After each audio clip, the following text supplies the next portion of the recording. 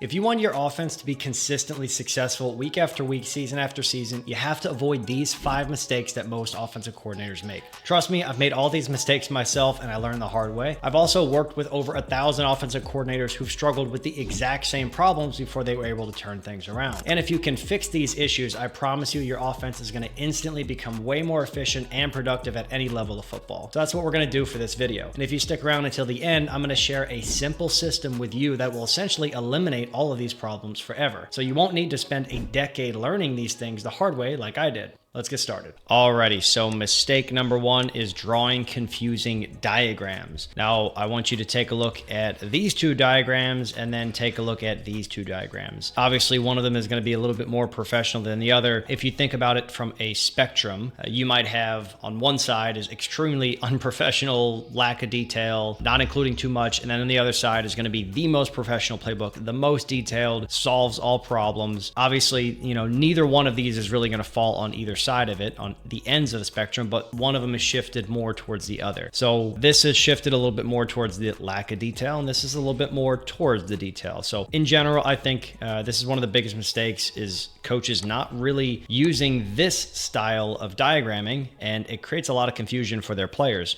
So the effects of that, right, says it's confusing the players. It's going to slow down the learning as well, which is going to be important. It's going to create a very bad feedback loop in terms of frustration. So you're going to be frustrated because your players aren't going to be executing. Your players are going to be frustrated because they don't know what you want. So this is just general communication is going to be a problem. And then for me, it's also just about the identity. You as a coach, you should view yourself as professional. And if you're producing things like this, it's very hard to view yourself as a professional. Think about a pro, right? Someone who is elite at what they do.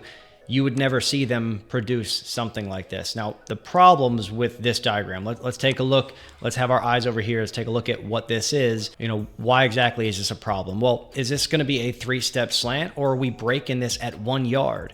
This flat route here, is this a hard cut, or do we want to speed cut this? Do we want to take 1-2 steps and then round it? What's the idea behind this? Is this just an arrow route where at the snap we immediately work out to the flats, or we get in vertical, whatever it is? That's the confusion that you kind of come up with here. Who's going over the top? Who's going underneath? It's kind of, I guess you'd be able to see this and say that Z is probably going over the top. But I've also seen playbooks where you have it like this, and it's like, okay, well, you want the post to go over the top. You draw the corner, breaking higher. So issues like that. Let's take a look at this side. If there's a 1 high safety or 2 high safety, you don't have anything showing what to do. You just basically just run straight. There's no, hey, let's try and take an outside release or an inside release or best release. There's nothing like that. This dig route is going to be run at 7 yards because it's drawn at 7 yards or 8 yards, and you're not going to get over top of the backers. So if a receiver looks at this and they say, okay, well, for this play, this is like a dagger concept. I'm going to be running a hard cut at about 8 yards. That ain't it, right? You're not going to be able to actually get open. That concept does not work like that. So this player you'd have to specify the depth and actually draw it at the depth that you'd want that break to be at. And then also draw the type of cut that you want as well. This right here, these are all just hard cuts. If you want to draw a rounded cut, you'd actually have to draw it as slightly rounded. It takes a little bit more time. It's 2 extra clicks, but it shows that it's a rounded cut. And then you'd also want to write the name of the cut in here, speed drop. Ignore my terrible handwriting. This is not the easiest to write on here, but the lack of detail on this, it's going to create a lot of problems. There's also no progressions for this, right? You don't see as a 1-2 to check down. You don't see that. Or you don't say, hey, if it's going to be a 2 high safety look, work this dagger concept. And if it's a 1 high safety look, then work this slant flat combination. We don't have any of that information on there. So the quarterback doesn't have the exact, hey, where do I put my eyes? What footwork am I using? The receivers don't understand the depth of what they're doing. So there's a lot of details that are just completely missing, and it's just going to create more questions. Your job as a coordinator is, with your playbook, you want to answer more questions than you create. You want to solve more problems than you create. So this to me is not doing it. Same thing with the run game. This is one of the biggest things I see. First of all, give each backer a name. So if I say the Sam, everybody knows that I'm talking about the backer with the S if I say Mike, if I say Will, right? Don't just have backer, backer, backer, and then have a nose and a tackle, or, two eyes. I guess you could say tackle and tackle, but just try to bring a little bit more clarity to it. And then actually draw, covered, uncovered. In this situation, we can actually see covered, covered, uncovered. So we can see that. Here, it's just 5 offensive linemen, everyone just stepping in one direction. There's no leverage to the blocks. You can't see any details. Here you can actually see the type of leverage that we want to take with these blocks, arc release and inside, and trying to kick this guy outside. So if you look at the direction of, where these things are actually, this would be essentially your hips. So you can see the position of the hips that we want to be in with this. So that's an important part. And then another thing is underneath, add your route details, or you could have the blocking rules, whatever it is, but add some details underneath just to help out. Now, the next thing here is, if you look at this diagram, this to me is a good example of a detailed playbook that would answer a lot of questions. So we have the progressions in here. So if we get a 1 high safety look, we're going to go, this would be 1 to clean seam to check down. Essentially, you could even write that on there if you want in your diagram. If we get a 2 high safety look, we use the red progression, 1 to 2 to check down. Little details like that. The quarterback knows exactly where to put his eyes in any moment. We have the gift over here. Now, you will have to explain a little bit of these things, because right now you might look at this and think you have no idea what this stuff means. If I introduce this to the players, once I do that, everything serves as, they're going to treat this like a dictionary. My players don't just randomly go into the playbook and look. They go in when they have questions about things. They can also ask me as well, but they can also refer to the playbook, and it will have the answers to their questions in there. That's the amount of detail you want to put in. Okay, so little details here. Free release. Okay, middle option, find space. Quarterback, quick game footwork. Okay, if we get a 1 high safety look, we're running vertical. If we get a 2 high into the boundary, we're going to run the curl. Okay, we have the hinge route. If the DB is playing off, we can run the hinge. If he's squatting or if he's pressed, we run the fade. So you have that in there. So the dotted lines are kind of explained here. Drop and pop, that is a technique that we teach, okay? So these little details, we'll put them in there. Here, one of the common mistakes that I've seen on any Haas concept is field receivers not getting wide enough, and then you end up with too little space between the Z and the Y, and then the Sam will end up coming in here and getting a pick 6. So you can solve that problem by widening out the alignment and making sure that whenever number 2 runs vertical, if he gets hands on, it's enough room for us to be able to throw this. But if he's a little bit too tight, then you have that problem. So we put a little bit of a coaching cue here. Hey, line up top of numbers. Easy, right? It doesn't take up too much space. It's not too confusing on here, but we just want to have enough of these little details sprinkled in that'll really help, okay? So that's the main one here. So what you can do as a coach is basically just go in and make sure you look at your playbook and find where you're lacking. What details are you missing in your offensive playbook? And then zoom out and say, okay, well, let's make a couple of changes here and there. And then over time, you'll end up like increasing the quality of your playbook overall. So that's the first big mistake, is drawing confusing diagrams. Now let's get into the second one. Okay, so now mistake number 2, underestimating the impact of football IQ. I have this conversation with coaches all the time. They completely don't understand. And when they do finally get it, it's amazing. It's a huge breakthrough. They can go from being really bad to pretty good in a very short period of time, or you go from being good to great in a very short period of time. You can't go from being bad to NFL level. That's not going to happen. But at your level, you can make massive strides. So you always have the ability to become the best offense in your league simply by putting your priorities in the right spot. Understanding football IQ and having your players increase their football IQ overall makes a massive difference. It doesn't matter if you have the best athlete at receiver here. If we look at this bottom left-hand corner here, if let's say we're going to run this, we had this actually in practice the other day, and we had a situation where defensive end came upfield, we can pitch it, boom, he's not going to be able to make the tackle. And then here, if we just arc release, okay, so if our first steps are out and then we're here, okay, which maybe I need to adjust the diagram a little bit to make sure that that's more clear.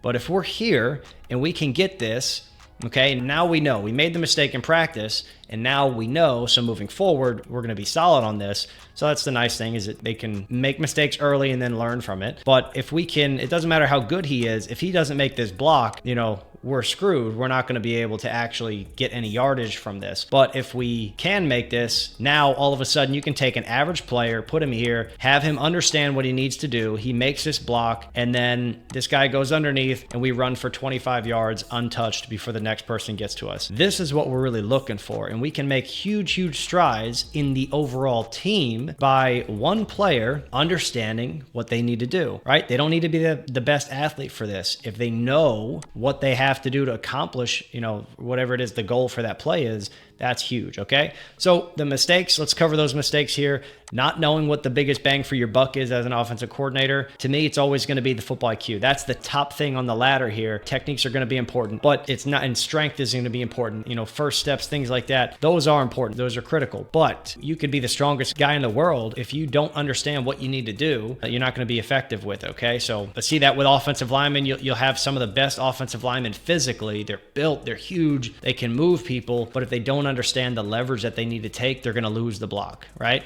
So this is why I always say football IQ is the biggest bang for your buck, okay? And then a misunderstanding of whether you should raise the floor or push the ceiling. There's two different ways that you can approach this. If you want to get better as a team, you can either push the ceiling, meaning your best players are going to get better, or you can raise the floor, which takes everyone, the bottom, and raising them up a little bit. To me, what you can do, the most important thing for football IQ is really raising the floor, okay? That's the first step. Then once you get to an elite level, then it's more about pushing the ceiling. But to start, if football IQ is a problem for your team, you need to raise the floor first. It's going to have a huge impact on everyone, okay? Competition also increases. So you do end up, as you raise the floor, you do also end up pushing the ceiling a little bit as well as kind of a byproduct of that. But this really needs to be the main focus. And then also, last mistake is not teaching holistically. This is something that is a little bit of a pet peeve of mine.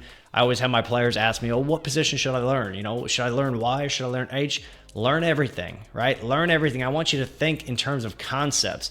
I want you to think in terms of, hey, this is a 4 verticals concept. If we run this from a 3x2 or a 2x2, I want each of my players, and we're getting to that point, and it's the same process every year. It's always going to take a little bit of time. And then we get to the point where if I say, hey, we're going to run the bow concept, which is, bow concept will be something like this, and he's going to be here, he's going to run the post, and then we have the vertical. And I say, okay, well, if from a 3x1, we have this. What happens if we go to a 3x2? What do we think we're going to run?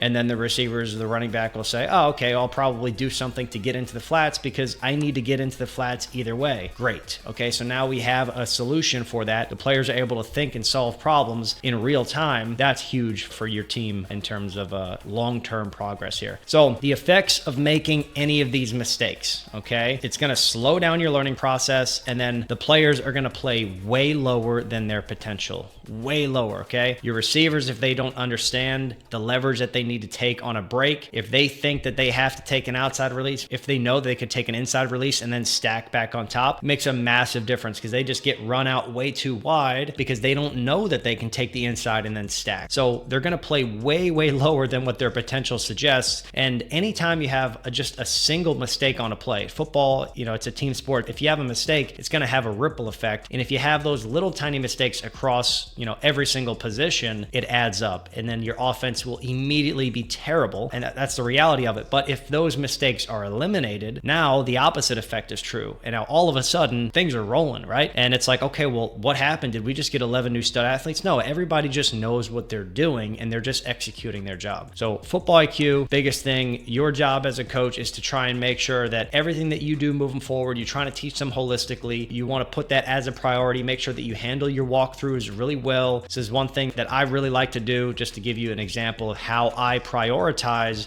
football IQ for my athletes. When we do our walkthroughs, a lot of times what I like to do is I'll present a problem and then I'll say, hey, you and me, we're going to switch. And I want you to explain everything. All right, you're going to explain everything to the group. I'm going to put random people on the spot, and it's a fun little game. We always do this during a walkthrough tempo. So there's going to be mistakes. It's going to be a little bit slower. It's going to be a small group environment. But if you do this with your offensive line with blocking schemes, this is going to be huge, okay? Same thing if you can get receivers, slot receivers to understand the blocking angles for the linebackers and things like that, it really goes a long way, okay? Same thing, if you do that in the pass game, what I like to do is I like to have everybody tell me their route. So if call out a play and I'll say, okay, well, what's your route? We'll jog through it, and then I'll have everybody stop at the end position. And then we're going to draw out the triangles because there's probably going to be triangles somewhere in there. So if we run that bow concept again, we've got the dig, we've got the little spot route, we've got our stick option here. That's our triangle right there. So I want them to see that triangle, okay? And then we can ask some questions of, okay, well, what happens if we get a pressure and you decide that you want to run a drag? How is that going to affect everything, right? Well, what's going to be the problem with that? So as you do this and you go through and you explain things, ask a ton of questions, and don't just give them the answer, make them answer, okay? Make them answer. That's the best way for them to learn, is to be able to put things together and say, oh, okay, yeah, if he runs vertical, I can throw that hitch on the outside. That's huge because he has to get hands on number 2. So if he gets hands on number 2, can he get to number 1? Probably not. So now as soon as he gets hands on number 2, we can fire that hitch, right? Little things like that, and make that a habit for you as a coach. Everything you do, try to teach like this, okay, with the questions. You know, we're all essentially coaches or teachers, okay? So we just have to find good teaching methods and make sure that we apply them. Alrighty, so next mistake, reinventing the wheel. This one is a fun one for me. All these mistakes have like a deep-rooted feeling for me, but the mistake here is really letting the ego get involved with this, or just not understanding that everything you need is already battle tested. Everything. Don't try and,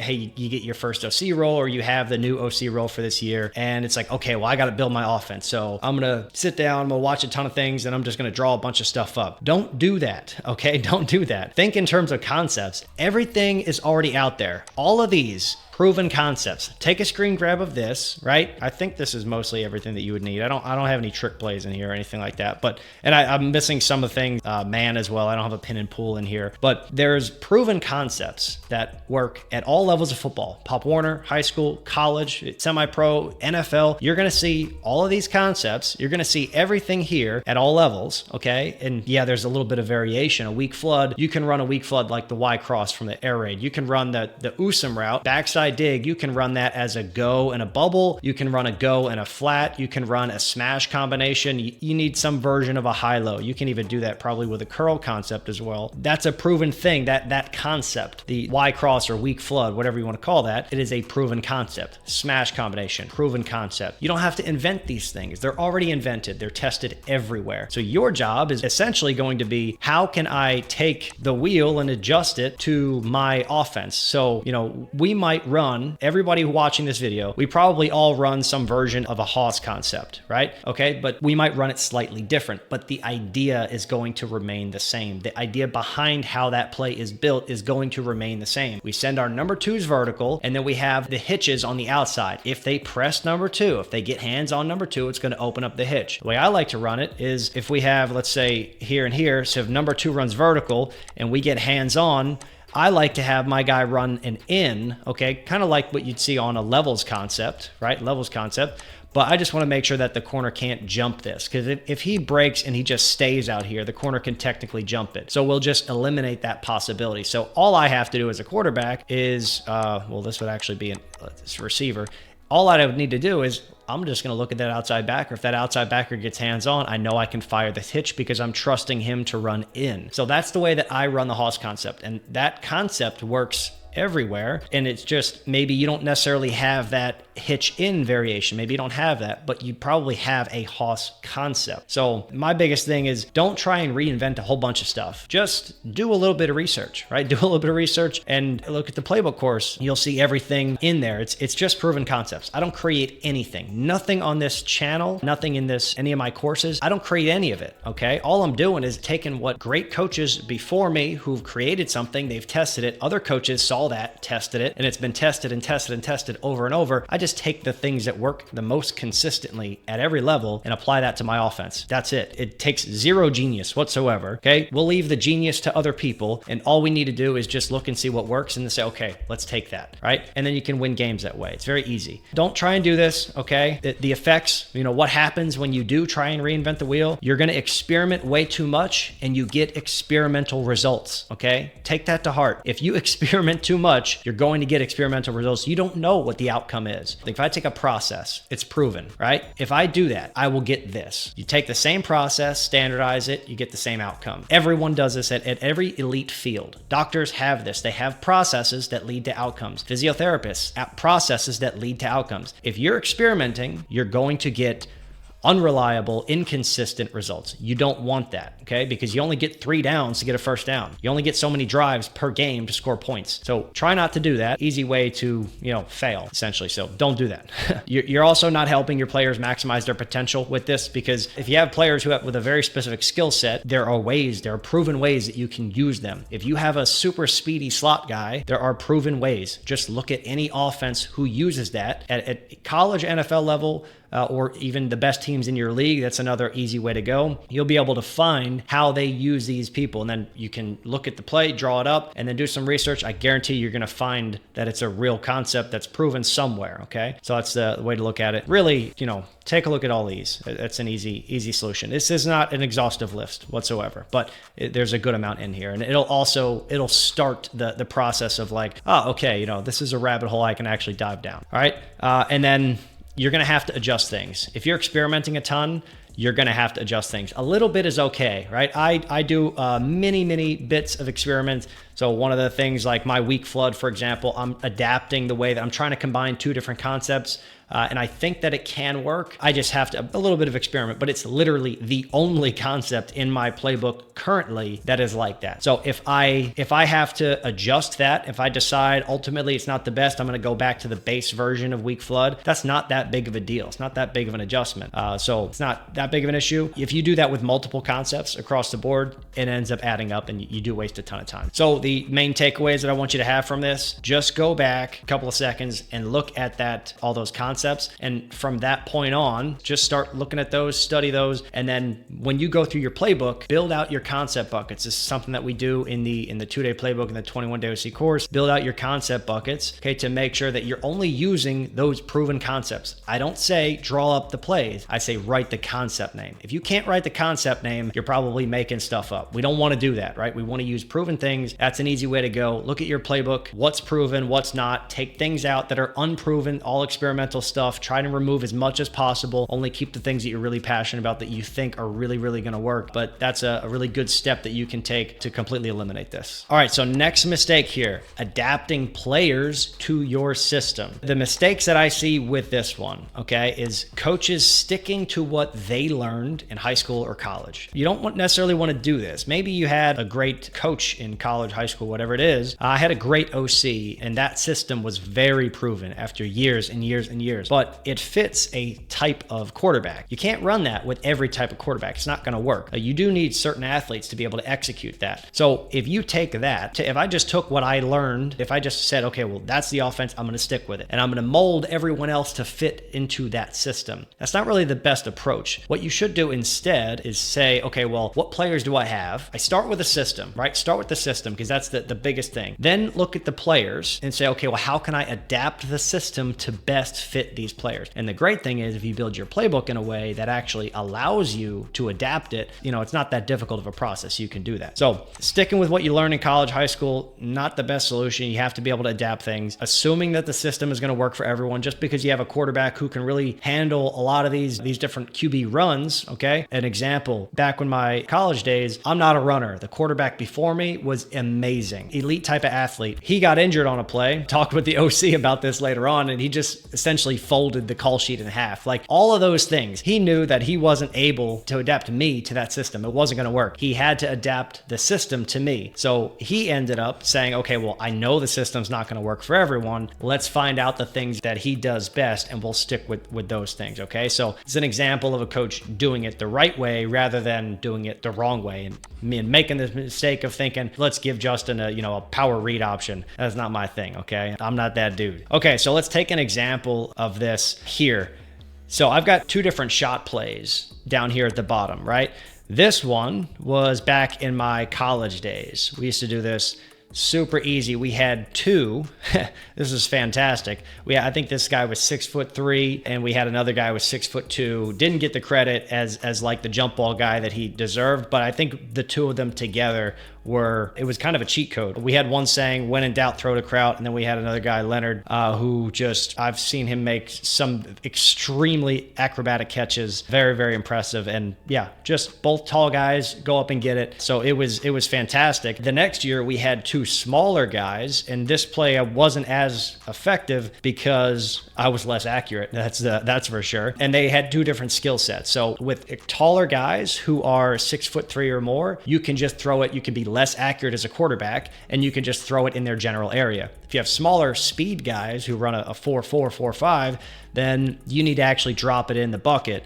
And other quarterbacks were able to do that. I wasn't able to do that too well. I wasn't as accurate. So when throwing fades, it just wasn't working as well as it could. Now, one of the solutions that I have is, so this was like, hey, if we get pressure, if we want to take a shot, this is what we did, right? Max protect, two guys going verticals. We're just going to give one of them a chance and go from there. Now, when I want to take a shot, I use a max protection as well, okay? One less guy, 7-man protection, full slide. And then I run this type of concept. So this is, if you think about what a Yankee concept is, a Yankee concept is essentially a clear out and then that deep over. And then this is kind of the additional part to that. You have to have something deep. You have to have something intermediate, and you have to have something in the flat. So it's kind of a flood concept. It's a really good one high beater. This version is essentially kind of a 2 high beater in a way, but I really like this. If you get a 2 high, you can always take this and you just make this kind of a double move, and it's a lot easier of a throw than to a smaller guy, small speedy guy. It's a lot easier of a throw for this. And then here we have a double move, the corner and up, another really easy throw, because a lot of times this guy will end up being wide open, and then if not, you have this deep over getting to half Nash, 18 to 22 yards. So when I want to take a shot now, or if I have smaller receivers, that's what I would go with. Or if I have a quarterback who, like me, is not dropping perfect dimes 40, 50 yards downfield, then I'll go with something like this. If you got jump ball receivers, you got 6'3" guys, literally 100% or very high percentage. This guy was 100% at the goal line one-on-one. So that was a cheat code for sure. But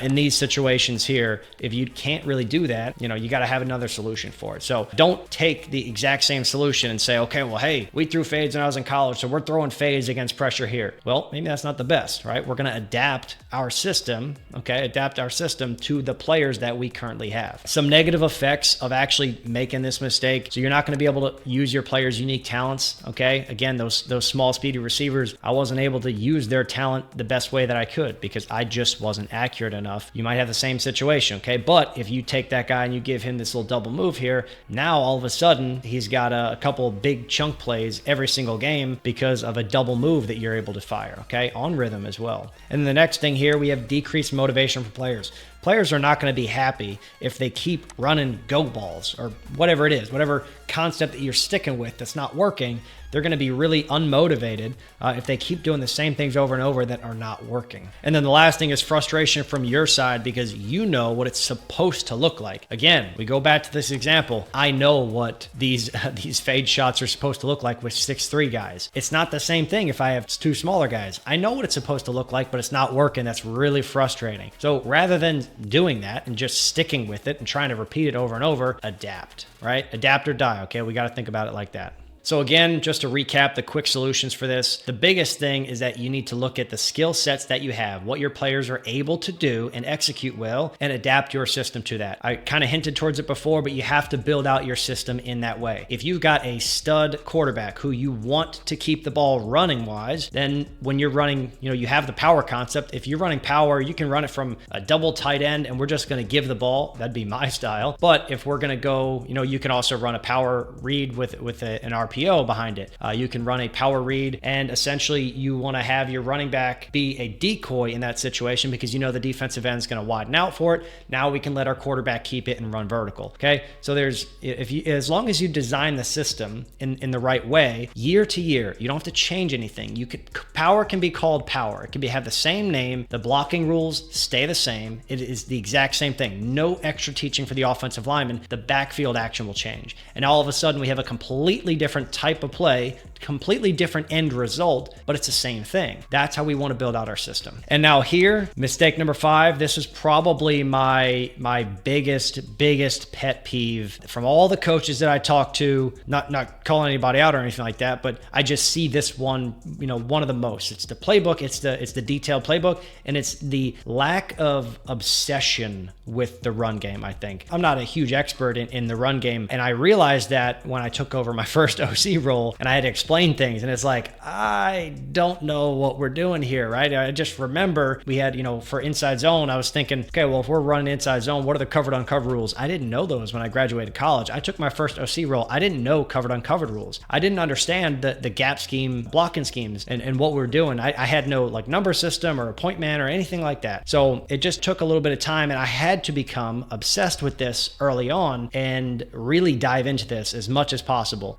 So the mistake that I made, and what most OCs make, especially, a lot of offensive coordinators, either you're an offensive line coach or player who transitioned into being an OC, and then you're fine. You don't have to worry about this because you probably already mastered this area. And then you probably need to spend a little bit more time on the pass game. But a lot of quarterbacks like myself get into the role of OC, and what we're most familiar with is the passing game. And we didn't have to study the run game too much. We just had certain rules where, hey, if we get a one tech, we're going to run inside zone to a one tech. If we get a one tech on this side, we're going to flip the play, or we're going to run that here. So you have things like that, little rules, but you don't need to know why. You just need to know that one point of information. So a lot of times quarterbacks who turn into OCs, they don't fully master the run game. They make the mistake of diving way into the deep end of the pass game and trying to get all that stuff mastered, and then they neglect the run game. But realistically, the effects of that, losing, okay? Running teams win consistently, right? If you can run well, you'll be able to win games. You can have some success throwing the ball for sure. As a quarterback, I loved it. I've been in an air raid offense. I've been in a ton of different offensive systems, and I've had a lot of throwing stats, and we won a lot of games. But realistically, the teams who win a lot of championships, they can run the ball well. And it's because their coaches, they have become obsessed with the run game, okay? So losing, a lot of frustration, and also throwing a lot of interceptions. Because if you become one-dimensional,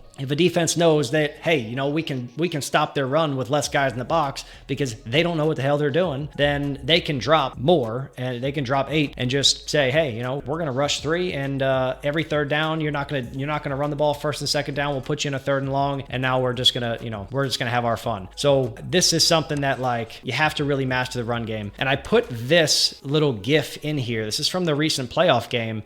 And what I want you to understand is all the stuff that, Jalen Hurts, not a good quarterback, can't throw the ball, blah, blah, blah. First of all that's nonsense anyways. But then the other thing to think about is this is a example of mastery of the run game. He looks at the defense and says, you know what? This looks perfect to run this outside zone here. So he decides, okay, well, we're going to go ahead and we're just going to run that. Now we've got the numbers, and off we go, right? This only stems from mastering the run game. And if you can do things like this, it takes your offense to a completely different level. If you can be able to learn the information so well that you can teach it to your players, give them little bits of information. They don't have to know everything that you know, but you need to be the expert in the run game. You need to know all of the blocking rules. You need to know, hey, if we get an over front, an under front, if we get a tight front, whatever it is that we're going to get, how are we going to adjust the blocking scheme? What tags are we going to use here? What are we going to do? So game planning wise, you can clearly explain, when we get this front, we do this. We get this front, we do this. So those are little details that add up, and they go a long way in your long-term success as a coach.